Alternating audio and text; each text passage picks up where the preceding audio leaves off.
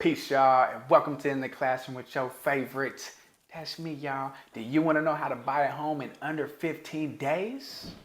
Well, stay tuned because I'm going to keep you updated. But before I do, make sure you hit that like button, subscribe, ring that bell, and share with a friend or family if you found this content valuable. Today, I am covering the home buying timelines in California, what those processes look like, and how I can help ensure that I can streamline the process just for you.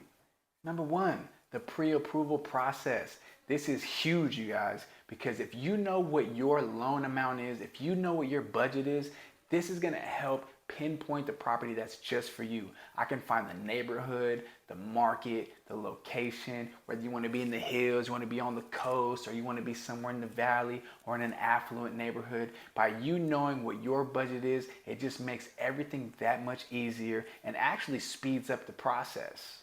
Number two, your home search. This is huge because this could take a couple of weeks or this could take months. It really depends on your needs, and if you have a family, on their needs too. Maybe you're a traveling professional, you need a place that's easy to commute to and from. Or if you have children, you want an area that has great schools, is safe, that there's actual recreational things and activities around the home or in the neighborhood to do. Now, let's just say you're a young professional. You want an area that is lively and vibrant, something that you can have some nighttime activities to do, or if you're an outside endeavorist like myself, you want some activities that you can do. Now, this can take some time because everybody is unique. Everybody's wants and needs are different. So depending on where you're at, this could move the timeline from weeks to months. But either way, I'm in it with you every step of the way.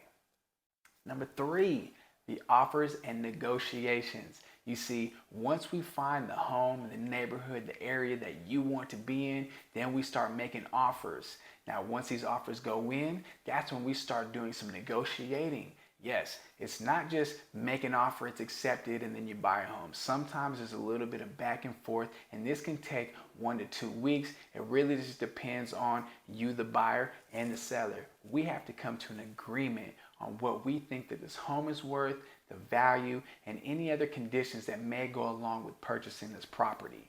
Number four, and this is exciting news because you're in contract. And next in escrow is your earnest money deposit, which is typically about 3% of your down payment that goes to the escrow and title company. Now, depending on where you're purchasing your home and what county it's in, the escrow and title company could be one or they could be separate entities. Now, in escrow, there are 3 contingency periods. You have your physical, your loan, and your appraisal contingency.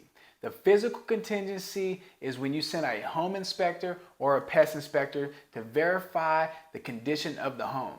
You want to make sure that there's no holes in the roof, that the foundation is not messed up, and that the doors and the windows are all working.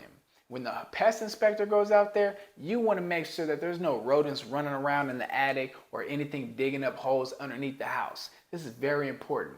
Now, typically in California, the physical contingency period is 17 days. But the thing is that everything is negotiable. So you can negotiate different time periods, or you can remove these contingencies altogether if you wanted to. Secondly is the loan contingency period. This is when the bank lets you know that you've met all the conditions to finalize the loan so you can be funded for your purchase. The appraisal contingency is typically the last one. This is when an official appraiser comes out and verifies the value of the property to make sure that the loan that you're getting is the actual value of the property. That's the very last thing. And then you remove that contingency, and now you're one step closer to getting your keys. Number 5, the closing. Now you're in the home stretch. This is when you finalize all the paperwork. Now this period takes about 30 to 60 days. That's the typical escrow day. But now earlier I said you could purchase a home in under 15 days. Well, that's if you go in and you got all cash, or if you got a loan already fully underwritten.